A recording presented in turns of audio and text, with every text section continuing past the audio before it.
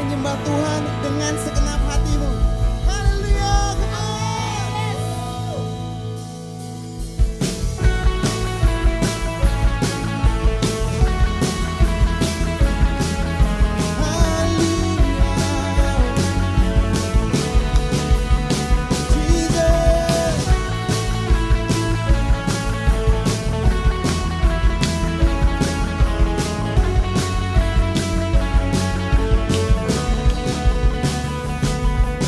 Berdiri tegak di atas gunung batumu, ku takkan lelah menantikan janjimu. Katamu tak menipu, sekalipun aku dalam gelap. Oh, oh, oh. Walau ku berjalan dalam lembah yang gelap, janjimu bersegera menuju kesudahannya. Langit bumi berlalu, firman-Mu kekal selama-lamanya. Oh, oh, oh. Katakan harapanku. Harapanku takkan sirna, ku kan menanti saatnya. Yesus, Yesus besar kesetiaan-Mu, berserah penuh. Selamanya ku bersorak. Oh, oh, oh.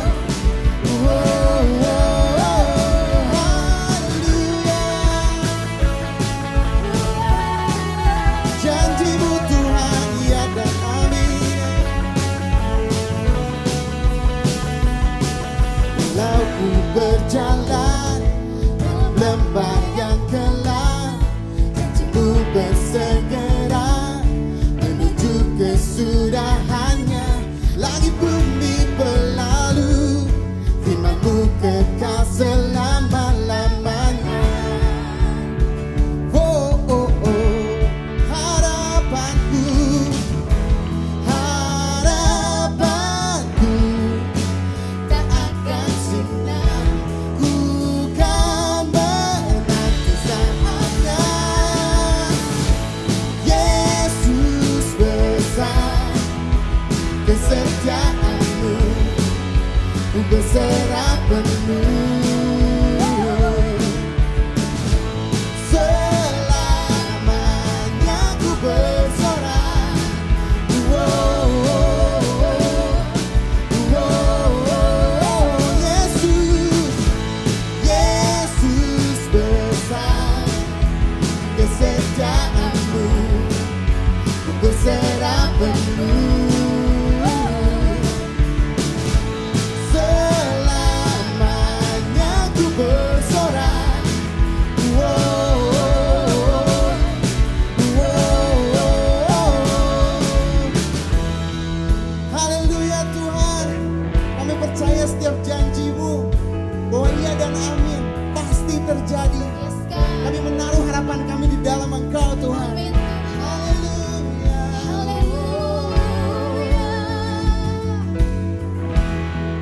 Jesus. Mari katakan harapanku. Harapanku tak akan sirna, ku kan menanti saatnya. Yesus, Yesus besar kesetiaan-Mu, berserah penuh. Selamanya ku bersorak. Oh, oh, oh. Oh, oh. Yesus, Yesus besar kesetiaan-Mu, berserah penuh. Selamanya ku bersorak. Oh, oh, oh.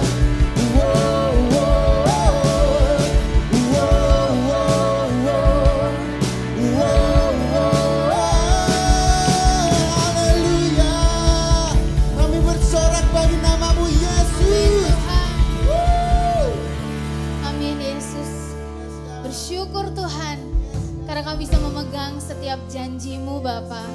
Dan hari ini kami datang membawa iman kami. Karena kami tahu Engkau Tuhan yang setia, Engkau Tuhan yang gak pernah ingkar janji. Haleluya. Let faith arise wherever you are.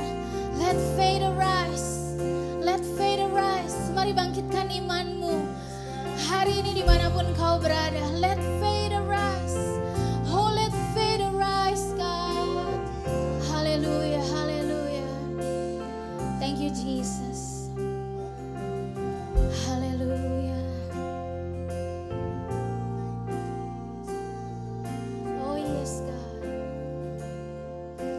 Come on, be still. Be still.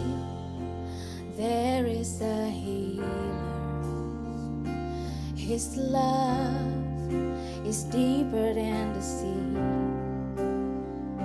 His mercy, it is unfailing. His arms are fortress for the weak. Let faith arise.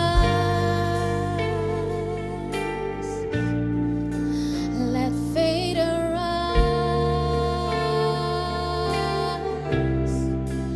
I lift my hands to believe again. You are my refuge, you are my strength. As I pour out my heart these days, I remember you are faithful, God, forever. Yes, you are faithful, God. We worship you. Be still, be still. There is a river that flows from Calvary's stream. A fountain for the thirsty, a fountain for the thirsty. Thank you, Jesus. Your grace that washes over me. Let faith arise. Let faith arise. Come on, everybody, wherever you are. Let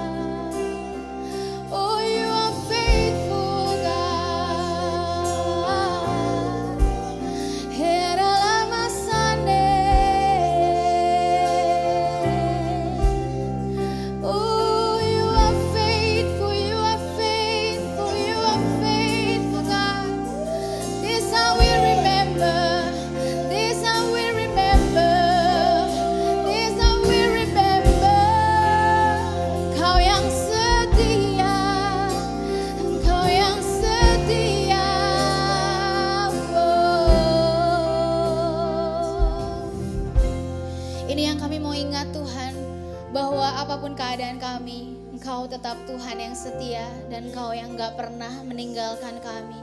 Hari ini dimanapun Engkau berada, apapun yang sedang Engkau hadapi, mari menghampiri Tuhan. Jadi tenang, be still. Karena firman Tuhan berkata, kuasailah dirimu, jadilah tenang, supaya engkau dapat berdoa. Kesudahan segala sesuatu sudah dekat. Kuasailah dirimu, jadilah tenang, supaya engkau dapat berdoa. Hari ini dimanapun engkau berada, kuasai dirimu, jadilah tenang, in the presence of God, supaya engkau dapat berdoa. Be still, be still.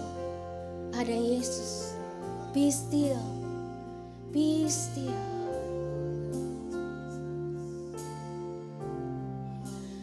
I lift my hands to believe. Come on, lift up your heart. You are my strength as I pour out my heart. These things I remember. You are faithful, God. I lift my hands. I lift my hands to believe again. You are my refuge. You are my strength. As I pour out my heart, these things I remember. You are faithful, God, forever. I lift my hands. I lift my hands to believe. Angkat hatimu, percaya lagi hari ini. He's our refuge. He's our strength. As I pour out my heart, these things I remember. You are faithful, God, forever. Ini iman kami, Bapa. Ini iman kami, Tuhan. We believe in you. Buat setiap kami yang hari ini mungkin struggle untuk percaya, Lord, help us to believe.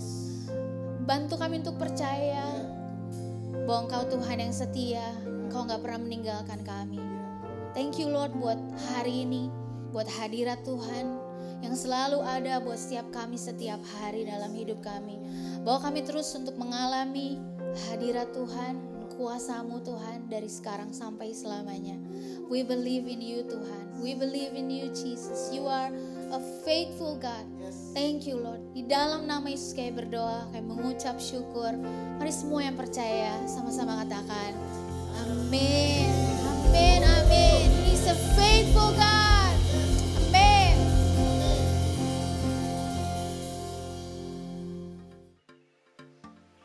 Ada tukang es krim lagi lewat. Cakep. Karena ngantuk, dia menguap. Dear volunteer yang tak terlihat. Terima kasih kalian yang mantap. Oke, thank you volunteer udah membantu kita hari ini untuk supaya ibadah ini ada. So please apresiasi setiap volunteer yang ada. Say thank you volunteer, mantap volunteer, and thank you once again volunteer. Oke, mantap ya guys pantunnya ya. So hari ini kita juga akan menyambut teman-teman kita yang baru pertama kali ada di ibadah Bridge. So welcome home. Senang banget ada kalian hari ini bergabung dengan ibadah kita. Please, setelah ibadah ini selesai, akses di ecc.church.online dan di sana ada newcomer lounge.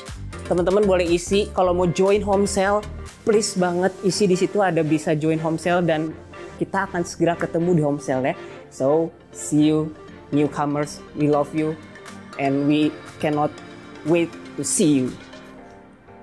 Oke, guys, tahu nggak sih kalau besok itu ya, atau beberapa hari lagi kita udah masuk di bulan Februari. Nah, ini ada beberapa pengumuman penting untuk di bulan Februari. Yang pertama, kita punya yang namanya Home Cell Movement. Hari Selasa 9 Februari jam 7 malam untuk para zone leader, home leader, core team dari ICC Global dan untuk Gaze Family. So please join di Home Cell Movement karena kita akan belajar bareng-bareng lagi untuk kita membangun home cell yang luar biasa. Dan hal yang kedua tadi, untuk kamu yang baru pertama kali join atau mungkin kamu belum pernah ikut yang namanya Encounter Class. So ini buat kamu ada Global Encounter Class di tanggal 28 Februari 2021 jam 2 siang waktu Indonesia Barat via Zoom. So please daftar di icc.church.online. Di sana ada semua info dan please akses dan see you tanggal 28 nanti di Encounter. Oke, it's offering time. Berapa banyak yang excited buat offering? Aku excited, kamu? Pasti harus excited, oke?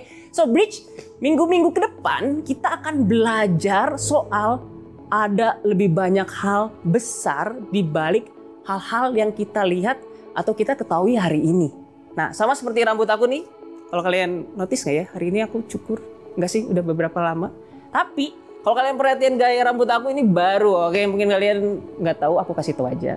Nah, tapi guys, ada cerita besar loh kenapa sih aku ini memutuskan buat potong rambut. Nah, tetap dengerin ya, jadi please tetap dengerin. Aku terakhir kali potong rambut itu tahun lalu di bulan Februari sebelum pergi ke Singapura. Nah, semua orang bilang hari itu untuk aku suruh potong. Tetapi aku tetap memegang prinsip kalau rambut itu mahkota. Ya dong, mahkota kan harus dijaga ya. Jadi harus dijaga baik-baik. Nah, jadi itulah prinsip aku ya. Jadi akhirnya gondrong. Tapi akhirnya ada satu hal yang terjadi kenapa aku akhirnya memutuskan buat potong rambut. Nah, jadi karena kebetulan aku itu adalah seorang guru. Ya nggak kelihatan lah ya. Dan juga ada kesempatan banget kemarin itu aku punya kehormatan untuk menjadi ketua Natal di perayaan Natal SMP untuk sekota Bandung. Dan tentunya pasti dong ketemu banyak guru, harus ke kantor Kementerian Agama, dan ketemu banyak banget pengurus. Dan semua orang bilang secara langsung dan nggak langsung ngomong gini, oh Pak Rangga, ya karena saya bapak ya, guru ya dipanggilnya bapak, oh Pak Rangga gondrong ya. Dan itu sangat cukup mengintimidasi. Jadi akhirnya aku sadar, waduh iya ya, ternyata Tuhan ini lewat aku ngajar, Tuhan tuh lagi mempersiapkan hal yang besar buat aku. Ya udahlah, akhirnya aku memutuskan buat potong biar jadi contoh yang baik buat setiap murid-murid yang ada. Nah, jadi guys, apa sih hari ini hubungannya rambut aku dengan hari ini kita memberi? Nah, ada satu ayat, 2 tepatnya di Yohanes 8 ayat 31 sampai 32. Ayatnya ngomong gini, maka katanya kepada orang-orang Yahudi, ini kata Yesus ya, yang percaya kepadanya, jikalau kamu tetap dalam firman-Ku, kamu benar-benar adalah murid-Ku, dan kamu akan mengetahui kebenaran, dan kebenaran itu akan memerdekakan kamu. Nah, siapa di sini yang mau mengalami kemerdekaan boleh chat di kolom komentar, aku Kang. Ya karena aku biasa dipanggil Akang juga karena jadi pengajar. Anyway, Bridge, mari sama dengan kita memberi. Ada hal yang sangat besar di balik hal yang kita lihat atau kita ketahui hari ini soal memberi. Ya mungkin kita pikir kecil ya. But Tuhan itu mau mengatakan, mau menceritakan hal personal buat hidup kita yang besar. But kalian gak akan pernah tahu kenapa kan aku potong rambut. Nah pertama, kalau kalian pengen tahu kenapa aku potong rambut ya karena aku tadi ceritain dong. Dan yang kedua, yang terpenting karena kalian memutuskan untuk tetap mau mendengarkan kenapa aku hari ini potong rambut. So Bridge, hari ini mungkin udah kesekian kali kita mendengar offering message. Dan kesekian kalinya juga kita memberi. Tapi kok nyatanya kayak nggak ada mengalami apa-apa ya. Tapi seperti kata Yohanes 8 tadi, kalau kita mau mengalami kemerdekaan atau janji Tuhan yang besar dalam hidup kita, atau kita pingin Tuhan menyatakan, mengatakan, menceritakan kebenaran yang personal untuk hidup kita, apa yang harus kita lakukan? Sama seperti kata Yesus, jikalau kamu tetap dalam firman-Ku. Dan apa sih salah satu cara untuk kita tetap dalam firman Tuhan itu? Adalah untuk kita hari ini untuk tetap memberi. So Bridge, mari tetap memberi sampai Tuhan menyatakan kebenaran buat hidup kita. Are you ready to give? So let's pray. Bapak, hari ini kami mau memberi, kami mau tetap memberi karena percaya waktu kami tetap dalam firman Tuhan, kami adalah murid-murid Tuhan dan percaya waktu kami hari ini tetap dalam firman Tuhan, tetap memberi ada kebenaran yang besar yang akan Tuhan nyatakan buat hidup kami dan akan memerdekakan hidup kami. Terima kasih Tuhan, dan setiap engkau yang siap memberi boleh berkata amin. So, persembahan kamu bisa kamu transfer di rekening ECC, dan kamu juga bisa akses QR code buat kamu yang kekinian di GoPay, Dana, atau OVO yang ada di layar kaca kamu.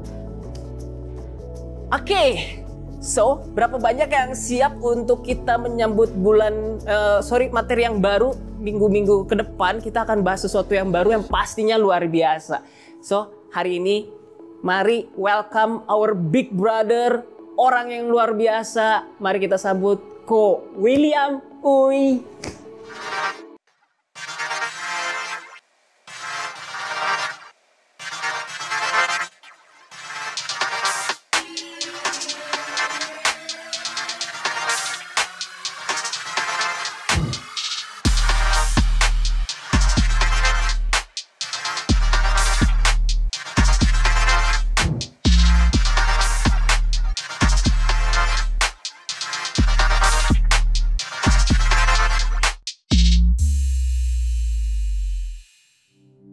Halo Breeze, nice to see you again. Well, hari ini saya mau tanya, siapa yang suka banget nonton film?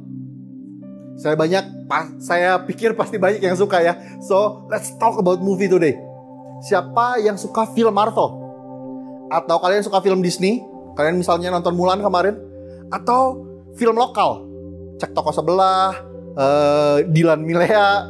Well, kalau kita bicara soal film, saya yakin pasti beberapa dari kita juga suka nontonin trailer film. Saya juga suka. Misalnya trailer film action yang isinya potongan film yang menegangkan. Dan tiba-tiba deng, layar gelap, musik yang keren, dan tiba-tiba muncul judul filmnya. Saya yakin beberapa dari kalian ngerti ya apa yang saya jelaskan. Atau buat kalian yang suka film komedi, biasanya ada punchline lucu yang muncul di belakang trailernya. Nah, itu semua diambil dari beberapa bagian dalam sebuah film dengan tujuan membuat kita tergiur untuk nonton film itu. Terlepas dari saya suka atau enggak filmnya, saya tetap suka nonton trailer sebuah film. Karena itu membuat saya jadi penasaran. Tapi sebagus apapun sebuah trailer, kita akan melihat lebih banyak hal di dalam filmnya, lebih dari trailernya. Karena nggak mungkin dong editornya masukin seluruh isi filmnya hanya dalam waktu 2 menit. Tapi ada pengalaman lain yang saya yakin beberapa dari kalian juga pernah alami.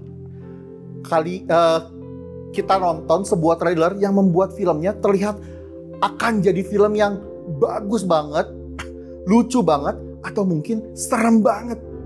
Tapi pas kita nonton filmnya, it's like, trailernya benar-benar menunjukkan bagian terbaik dari filmnya, dan sisanya, kita masih melihat banyak cerita dari filmnya, tapi kali ini ceritanya buruk. Beberapa minggu ke depan, kita akan membahas sesuatu yang mirip dengan trailer film. Kita akan membahas salah satu bagian kehidupan di mana kita semua punya pemikiran tentang hal ini. Bagian hidup yang sudah menjadi bagian dari culture atau budaya yang bisa kita lihat di mana-mana. Yang sebenarnya memiliki banyak cerita di belakangnya. Entah itu baik ataupun buruk. Kita mungkin tahu sesuatu tentang hal ini, tapi sebenarnya ada banyak cerita di balik hal ini.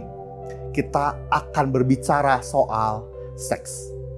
Well, I know talking about sex in church is a little bit weird, tapi kalau kita sadar sebenarnya hal ini sudah dibicarakan di mana-mana.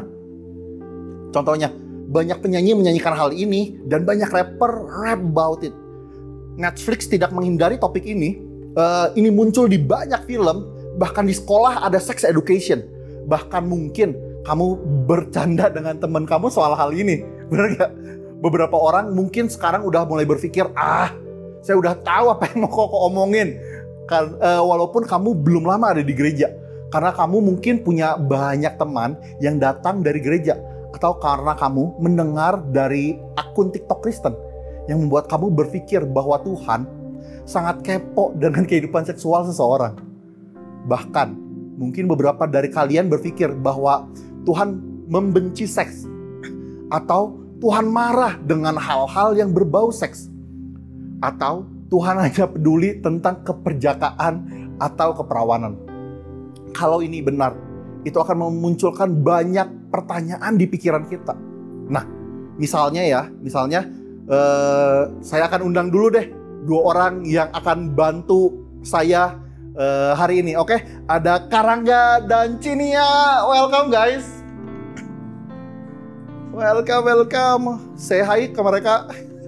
Oke, yang pertama maksud saya, pertanyaannya, apakah salah jika saya memikirkan tentang seks? Salah atau enggak tuh? Coba kasih respon. Oke. Yang kedua, apakah ini termasuk hal yang buruk untuk dilakukan? Iya, not sure. Yang ketiga, saya tahu ada kok teman-teman saya yang udah pernah melakukannya dan mereka masih hidup. Emangnya seks masalah seserius itu? Oke. Dan mungkin beberapa saya pernah melakukannya. Apa artinya saya tidak layak lagi diselamatkan? Dan selanjutnya, apa kalian setuju dengan open relationship?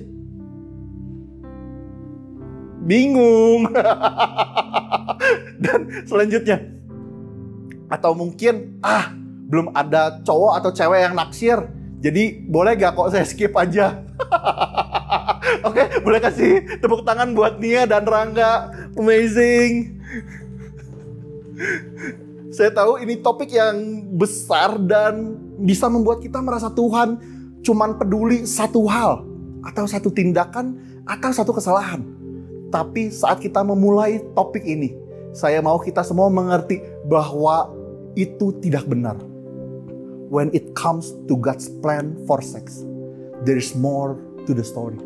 Saat kita berbicara soal rencana Tuhan tentang seks, ada banyak hal yang harus kita pahami. Well, ada hal yang luar biasa. Kita bisa menemukan jawaban dari pertanyaan-pertanyaan kita tadi dari orang-orang yang hidup ribuan tahun lalu. Karena sebenarnya orang-orang di zaman itu mempertanyakan hal yang sama dengan kita hari ini. Kita akan melihat surat Rasul Paulus kepada jemaat Korintus. Well, saya akan menjelaskan posisinya kota Korintus ini. Korintus adalah kota persinggahan di mana orang singgah sebelum berdagang atau bekerja di kota lain. Korintus adalah tempat berpesta sebelum mereka melanjutkan perjalanan. Well, ini terjadi 2000 tahun yang lalu, tapi orang Korintus nggak terlihat kuno ya. Orang-orang di Korintus bertanya-tanya bagaimana caranya untuk mengikuti Yesus. Jadi Rasul Paulus menulis surat kepada mereka tentang banyak hal, dan di situ dia membahas banyak topik tentang seks. Rasul Paulus memulai pembahasan topik ini dengan mengatakan hal ini, oke? Di dalam bahasa Indonesia, 1 Korintus 6 ayat 12a dibilang kayak gini. Segala sesuatu halal bagiku. Tapi dalam bahasa Inggris ini diterjemahkan sebagai gini. I have the right to do anything. Wow. Rasul Paulus sedang mengutip sebuah istilah umum di budaya Korintus hari itu, yang artinya mirip dengan I do what I want. Atau dalam bahasa Indonesia dibilang saya melakukan apa yang saya mau. Kalau orang Sunda bilang gini, kumaha aing weh. Nah, di masa itu Paulus memulai sebuah pemikiran bahwa saya punya hak untuk melakukan apapun. Tapi kita lihat apa yang selanjutnya Rasul Paulus katakan. 1 Korintus 6 ayat 12 dibilang gini. Segala sesuatu halal bagiku, tetapi bukan semuanya berguna. Segala sesuatu halal bagiku, tetapi aku tidak membiarkan diriku diperhamba oleh suatu apapun. Rasul Paulus sedang berbicara kepada budaya di Korintus dan kepada dunia kita hari ini, yang pada dasarnya dia mengatakan gini, saya tahu ini adalah hal yang umum yang banyak orang lakukan. Tapi hanya karena kamu bisa melakukannya, bukan berarti kamu harus melakukannya. Oke? Begitu juga tentang seks hari ini. Hidup kita akan jauh lebih mudah, lebih simpel, dan nggak stres jika kita berhenti bertanya-tanya bagaimana kita melakukannya tanpa ketahuan. Atau gimana ya melakukannya, tapi biar saya nggak kena masalah. Justru kita harus mulai bertanya, apakah hal ini baik untuk saya dan diperlukan untuk hidup saya sekarang. Sebenarnya memikirkan apa yang baik untuk diri kita adalah hal yang normal. Ini proses kita untuk menjadi pribadi yang dewasa. Tapi ada kebenaran yang perlu kalian tahu. Terlepas apa kamu hari ini sudah aktif secara seksual, atau memikirkan hal seksual terhadap seseorang, atau mengkonsumsi konten yang berbau seksual, pasti selalu ada orang lain yang terlibat di dalam hal ini. Itu sebabnya saat kita berbicara soal topik ini, tidak mungkin kita cuma bicara soal diri kita sendiri.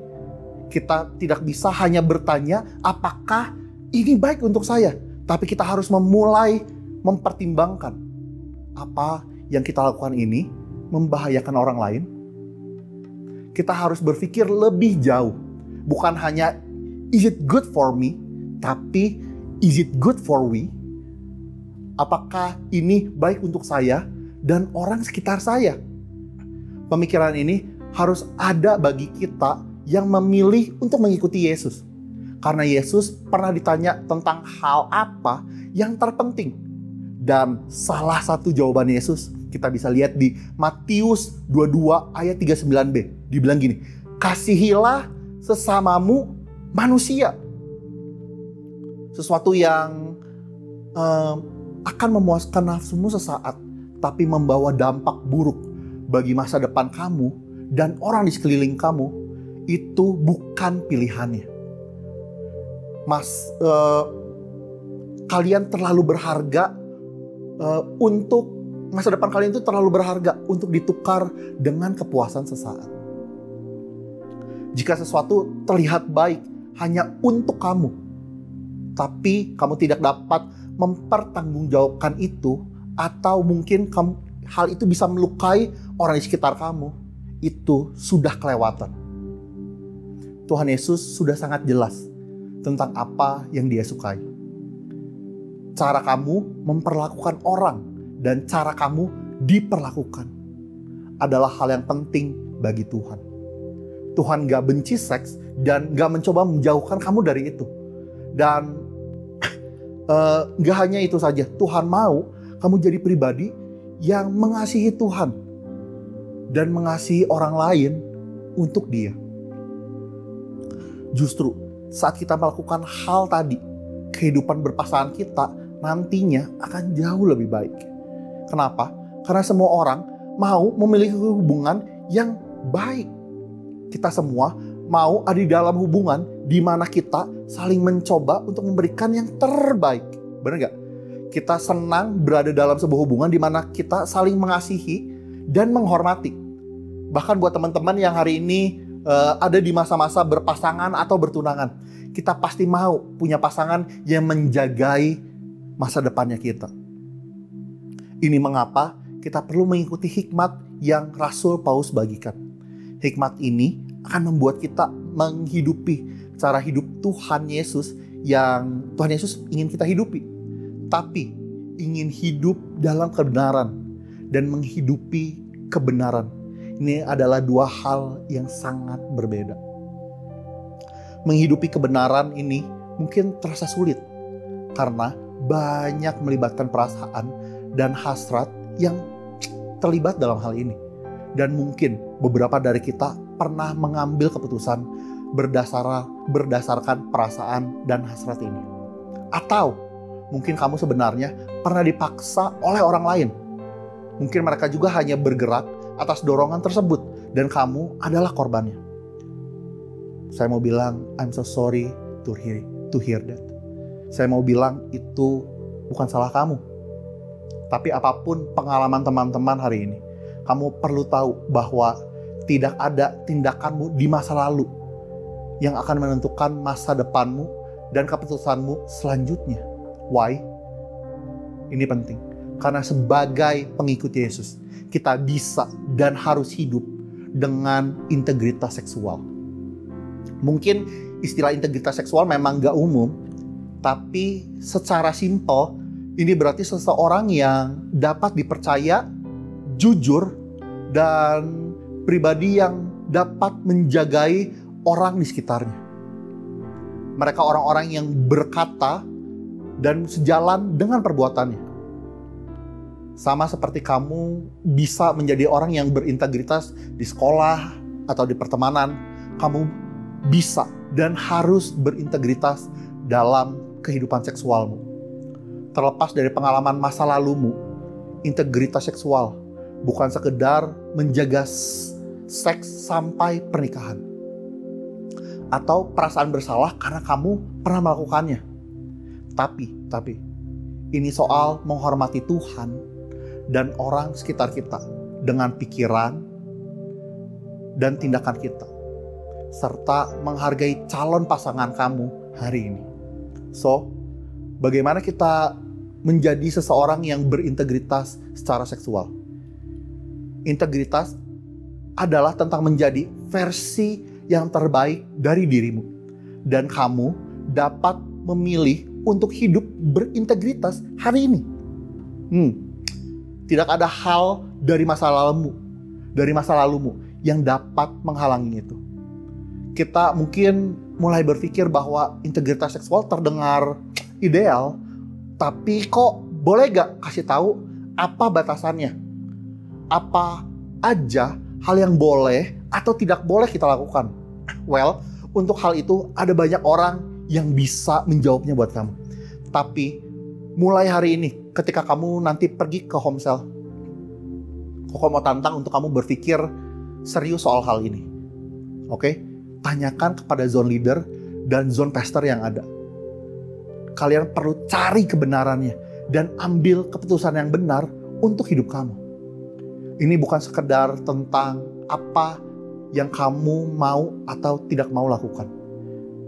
Tapi ini lebih tentang keputusan untuk menjadi pribadi seperti apa kamu di depan sana. This is not about what you do. This is about who you have become. Beberapa langkah yang mungkin dapat kamu lakukan. Yang pertama adalah talk to God about who you really want to be. Undang dia ke dalam setiap cerita kehidupanmu. I mean whole your life, including your sex life. Ini mungkin hal yang baru buat kamu, tapi kamu harus tahu bahwa dia peduli. Mungkin ini sedikit awkward, tapi ketahui bahwa Tuhan mengasihi kamu dan dia ingin kamu memiliki kehidupan yang sehat.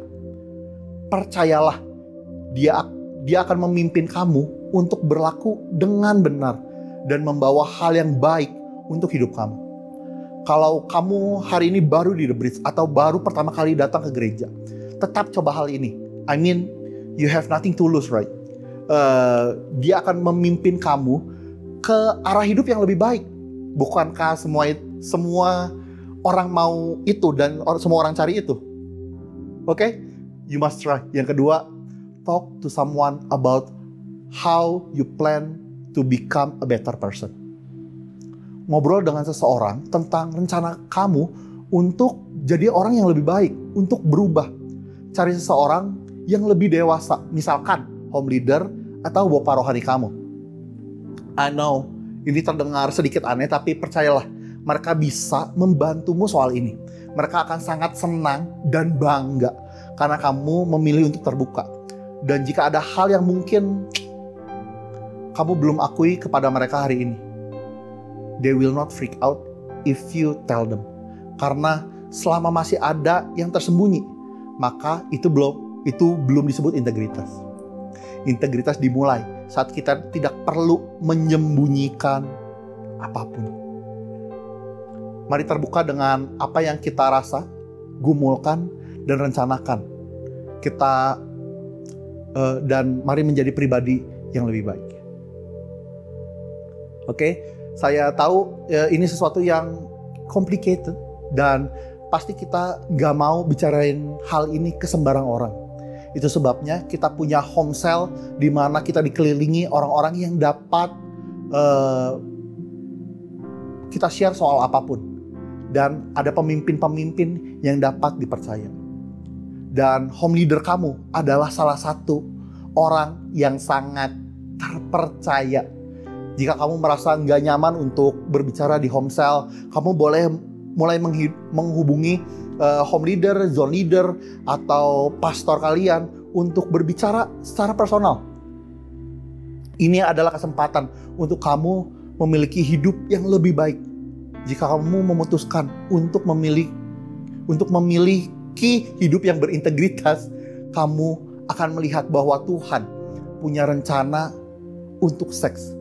Dan selalu ada pesan di baliknya. Selalu ada pesan di baliknya. There is more to the story. Oke, saya harap hari ini teman-teman belajar sesuatu. Mari kita berdoa. Kami mengucap syukur buat hari ini, buat firman Tuhan yang sangat jelas kepada kami. Waktu hari ini mungkin William terbatas menyampaikannya. Percaya bahwa Roh Kudus nggak terbatas untuk membicarakannya kepada mereka.